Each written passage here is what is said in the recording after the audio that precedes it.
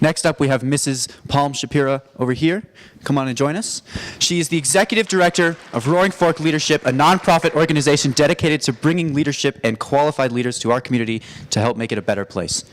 Did you always know you wanted to work in nonprofit? No, I didn't.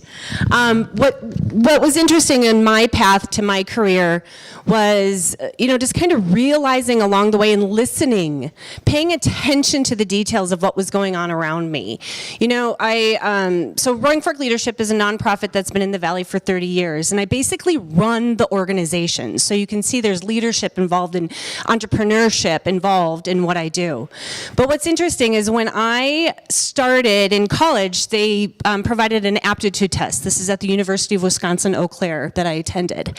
And that aptitude test came back and said I should be an actuary. Does anybody know what an actuary is?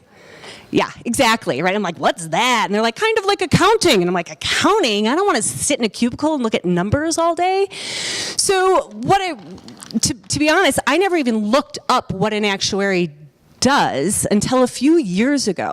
Let me read it to you. An actuary analyzes the financial cost of risk and uncertainty. They use mathematics, statistics, and financial theory to assess the risk of potential events and to help businesses and clients develop policies that minimize the cost of risk, right? So this is an accountant on steroids. The starting salaries are around $150,000 to $250,000. And I completely said, nah, that's not for me. Because I have a right side brain that has this creative side, and I have a left brain that has all this logic. So here I am at the end of college, and they're like, you're only 2 classes away from a math major, or a math minor, to add to the major I was going after in business administration. And I'm like, what would I do with a math minor? They're like, teach. I'm like, I don't want to teach. So what's crazy is I went on to my career, being a manager in a retail store. I went on to be a sales for a radio station in Wisconsin. Went to my manager one day, because he's all about, how are you going to grow your territory? What do you think is going to be at the end of the year where you'll be from now? I put an entire business plan together, presented to him like nobody else had ever presented to him before. I had the budget. I had what I was going to gain in business, what I was going to lose in business. Along those lines, he basically, what I was going to get in incentives, what my bonuses were going to be.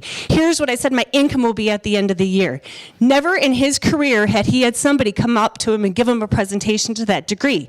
There I was again, using my actuary skills, my math skills, going, wow, this is great. I was good at it. I didn't have to study for math. It came very naturally to me.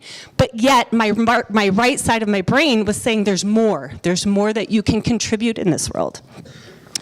So as my career progressed, I got into, stayed in media with radio sales, came out to Colorado 22 years ago, and my path was being a manager for a group of radio stations, went on to being the publisher of the newspaper here in Glenwood Springs, did that for 4 years. Again, I'm running businesses, multi-million-dollar businesses, loving the interaction with people, loving the creativity of developing how we're going to grow business, analyze risk along the way. So once again, I'm using all of the left brain math, financial aspect of what I was just naturally gifted with. It's interesting, my kids come home and they're doing math, right? And I'm like, math is fun, math is easy. And they look at me like, no, it's not. And I'm like, well, you can figure it out. That's just, to me, it's fun. There's stories in numbers if you pay attention. So there was these signs for me along the way. Some of them I paid attention to, some I didn't. Some of my skills came naturally, some were harder. I enjoyed the challenge. I enjoyed variety. So what I really learned is I needed variety in my career, and I was able to get that through what I'm doing now, running a nonprofit, and I'm teaching. I'm doing leadership teaching to individuals to better themselves. So it's really exciting how it almost came around full circle. I was told I should be a teacher. I was told I should use my financial aspect of my brain. And I naturally fell into those things. But I didn't necessarily, my brain would say, no, you're not going to look at numbers all day. But yet, when I did it, it was fulfilling. So it's interesting to pay attention to what your brain says you want to do and then what you find you're actually doing. So pay attention to those signs. And I agree with Dr. Ben Perry. It's a journey. Watch the signs. There's a process and a progress. Fail. Because that's how you learn. You're going to learn. So failure is not a bad thing. Failure is the opportunity for you to go, yep, that didn't work. What's next? And what did I learn from that? So what I basically want to kind of sum this up is, my guess is that you all know about things that you like to do, things you don't like to do. But don't be naive. Sometimes go past what your brain is telling you and try it.